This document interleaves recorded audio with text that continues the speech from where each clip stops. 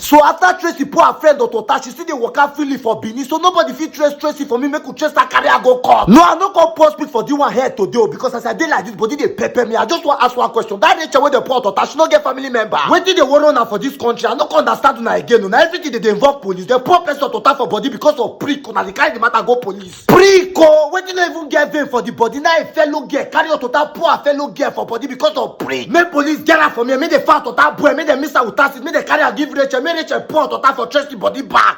Una dey tell me about police. Hot water cancel hot water. Acid cancel acid. Attempted murder cancel attempted murder. I know the fellow that they do all this rubbish so that they do for this social media. Who know Rachel? Make una tell Rachel say I get plug. Where they say acid. Even though she no go fit pour the acid, we fit arrange that one. Come punish the one. Rachel, he very fast to me. I dey wait for you. I don't tell una for this social media. Say I know they let bygone be bygone. I don't bygone. All this rubbish what these girls they do for this country must stop. Come punish the one. All this is what these girls they do for this country now because of Gola. Now so Gola sweet. If una come see my own contact, say country go scatter. Now why they keep my nakedness to myself? Because if all these girls when they back people can't see my own Gola, then me say they go buy everybody waiting for this country. No girl go remain. Come punish the one. Shebuna don't say this is what Tracy do now. Waiting that boyfriend. Now the evil spirit when that boyfriend say for her body when the boy take run for his life. Fine girls wicked well, but all these boys now no they agree here. What this same girl fit just see chat for that boyfriend for call you because of that chat to choke the boy. The boy see all this is wrong for his life. Ugly girls get good character well. And I never notice. You see all this one way slim way fine like this, so they like prick. They wicked well. Now you feel poor person to tap for body because of prick. Now you feel run go police station. Jesus Christ of Nazareth. Me they leave police out of this thing. Now what did they want on ourselves?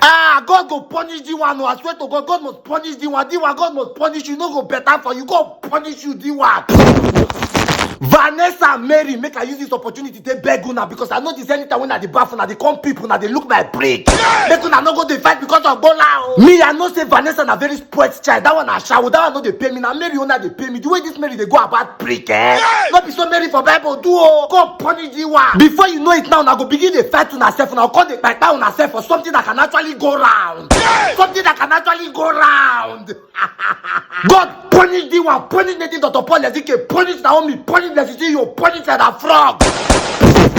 For the eye. Rachel, like I said, that the way for you, you just get yourself finished first. You see that Tracy and those that fall friends. No one they escape. Oh, I get plugged for acid. You can also decide say you go wait for them on their wedding. They make you pour out for their body. Hey, that was self day. No ever let bygone be bygone. No, go punish the one. We go the reason now we go take better Nigeria. People go there they buy themselves for the pour themselves for total because of prick. God go punish all of now.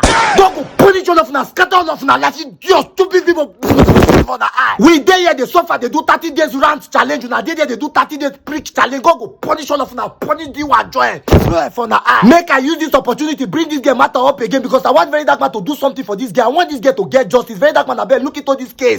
Look at this girl face now. This girl wanna they see her face. So where her face they like bless you see your belly. I want show now previous look before they pour acid for her face.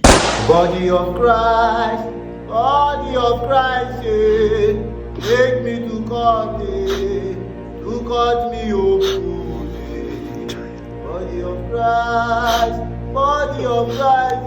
Una see the useless boy wey pour acid for this girl face. So girl wey don born pikin for you now, you pour acid for her face.